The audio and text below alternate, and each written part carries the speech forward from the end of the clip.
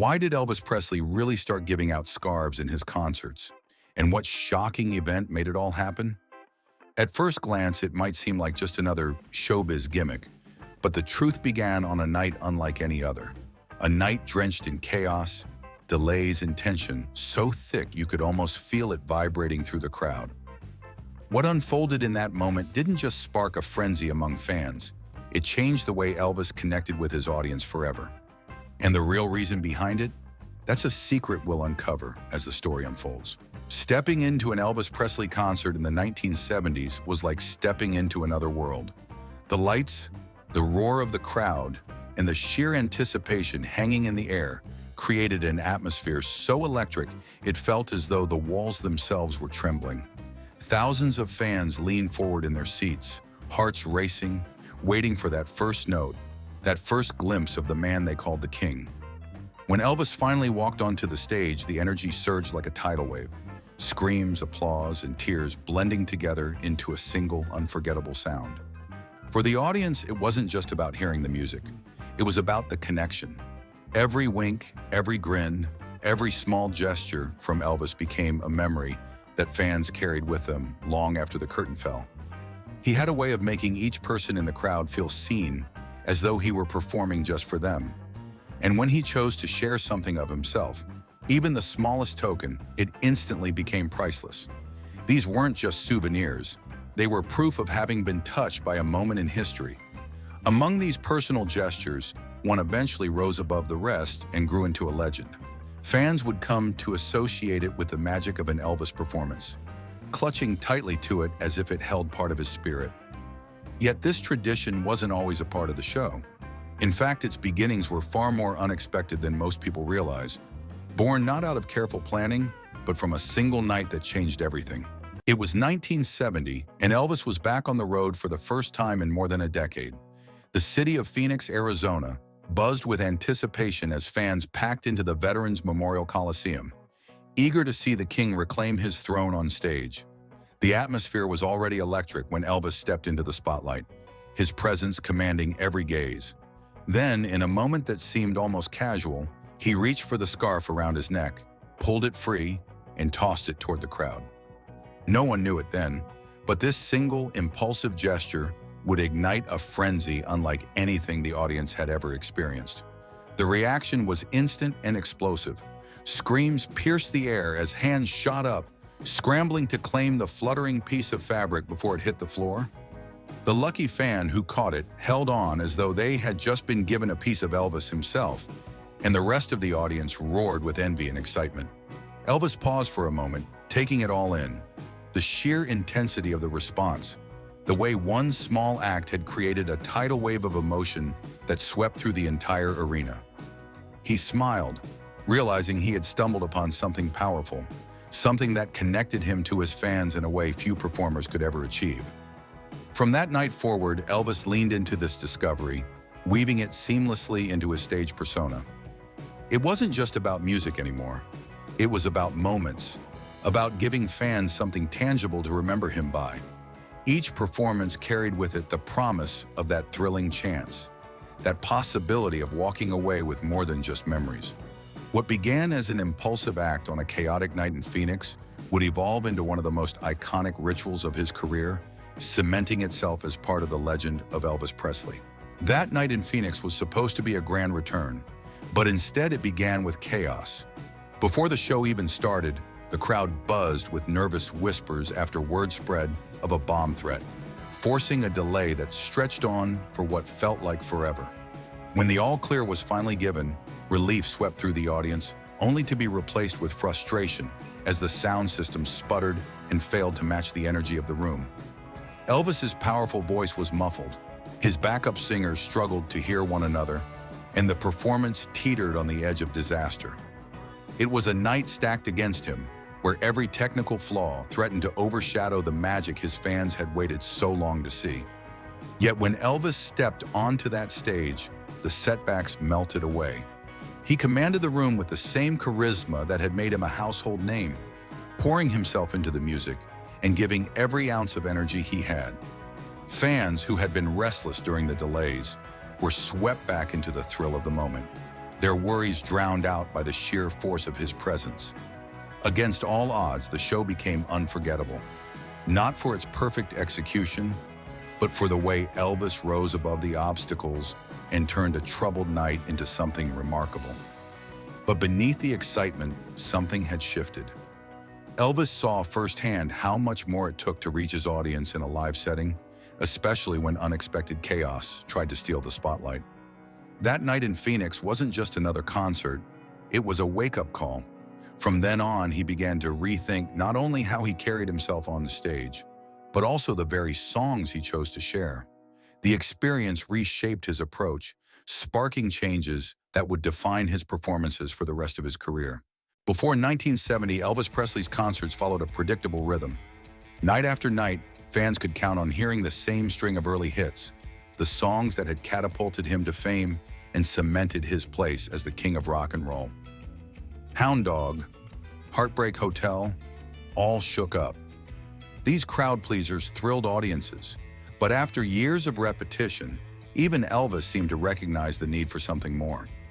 He understood that the stage couldn't just be a museum of past glories. It had to evolve into something alive, something that kept fans leaning forward in anticipation. The Phoenix concert was the turning point. After enduring the chaos of that night, Elvis realized he had to keep his shows fresh, not only to entertain the audience, but to keep himself invested as well. Slowly, he began weaving newer songs into the mix, pairing them alongside his tried-and-true hits. The shift was subtle at first, but it gave each performance a renewed energy.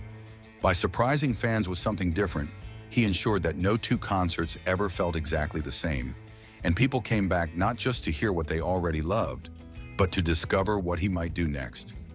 Soon, a whole new wave of songs became staples of his live repertoire. Ballads like The Wonder of You captured hearts, while Suspicious Minds brought the house down with raw, pulsing intensity. He added dramatic performances of Bridge Over Troubled Water and kept audiences rocking with numbers like Polk Salad Annie and Johnny B. Good.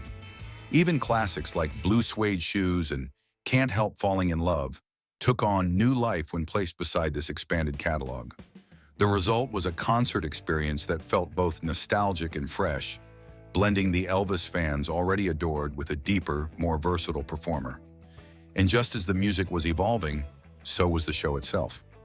Elvis wasn't content with simply singing. He wanted to create moments his fans would never forget. It was in this era of reinvention that a certain new gesture began to take root, one that perfectly embodied the renewed sense of intimacy and drama he brought to the stage.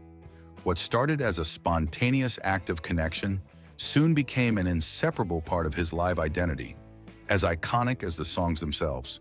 Something that made an Elvis concert not just a performance, but an experience no fan could ever replicate. To the fans who caught them, these tokens might have seemed like nothing more than treasured souvenirs, a colorful keepsake from a night they would never forget. But beneath the surface, they meant so much more. Each one carried a weight that went beyond fabric, beyond the glitter of the stage lights. They became symbols of closeness, proof that for one fleeting second, Elvis himself had reached out and bridged the distance between legend and admirer. Elvis wasn't blind to what was happening. He recognized almost instantly that this act of giving wasn't just about spectacle, it was about connection. In the middle of a roaring arena, with thousands of people screaming his name, he found a way to make the experience feel intimate. By offering something tangible, he was in effect shaking hands with the crowd all at once, giving each person the sense that they had shared something personal with him. It was simple, yet profoundly powerful, and it changed the energy of his performances forever. This wasn't just generosity, it was strategy. Elvis understood the sheer force of the frenzy his presence created, and these gestures helped channel that intensity. Instead of chaos spiraling out of control, he redirected it into moments of joy and gratitude. With every gift, he left behind more than a piece of fabric. He left behind a fragment of himself, something his fans could hold on to long after the music faded. It was this delicate balance between control and intimacy that made his shows unforgettable, and it's part of what turned one spontaneous decision into a legendary tradition. To the fans who caught them, these tokens might have seemed like nothing more than treasured souvenirs, a colorful keepsake from a night they would never forget. But beneath the surface, they meant so much more. Each one carried a weight that went beyond fabric, beyond the glitter of the stage lights. They became symbols of closeness, proof that for one fleeting second, Elvis himself had reached out and bridged the distance between legend and admirer. Elvis wasn't blind to what was happening. He recognized almost instantly that this act of giving wasn't just about spectacle, it was about connection. In the middle of a roaring arena, with thousands of people screaming his name, he found a way to make the experience feel intimate. By offering something tangible, he was in effect shaking hands with the crowd all at once, giving each person the sense that they had shared something personal with him. It was simple, yet profoundly powerful, and it changed the energy of his performances forever. This wasn't just generosity, it was strategy. Elvis understood the sheer force of the frenzy his presence created, and these gestures helped channel that intensity. Instead of chaos spiraling out of control, he redirected it into moments of joy and gratitude. With every gift, he left behind more than a piece of fabric. He left behind a fragment of himself, something his fans could hold on to long after the music faded. It was this delicate balance between control and intimacy that made his shows unforgettable. And it's part of what turned one spontaneous decision into a legendary tradition. As the years rolled on, what began as a spontaneous act became a defining part of nearly every Elvis Presley performance. Night after night, city after city, fans gathered with the same hope that maybe, just maybe, they'd be the one to walk away holding something that had been around the king's neck only moments before. The anticipation became its own kind of electricity, woven into the fabric of his shows, as much a part of the experience as the music itself. Each of those tokens carried with it more than just sweat and silk. They carried memory. For the fan who clutched it tightly against their chest, it wasn't just a piece of fabric, it was the story of a night, the proof of having stood in the same room as Elvis and shared in the magic he created. In a way, every scarf became a thread, stitching together the vast tapestry of his career, each one marking a moment of history that belonged as much to the fans as it did to the performer. Today, decades after the final curtain fell, some of those very scarves rest quietly in the archives of Graceland. Preserved behind glass and guarded with care, they stand as relics of a tradition born from impulse, yet destined to become iconic. What was once a fleeting gesture has grown into a symbol of the bond between Elvis and his audience. An enduring reminder that sometimes the smallest acts can leave behind the largest legacies. If you enjoyed diving into this untold story, make sure to hit that subscribe button so you never miss more hidden chapters from Elvis's incredible life. Don't forget to like this video if it kept you hooked, and most importantly, share your thoughts in the comments below. We'd love to hear your opinions, your favorite Elvis memories, or what surprised you the most in this story.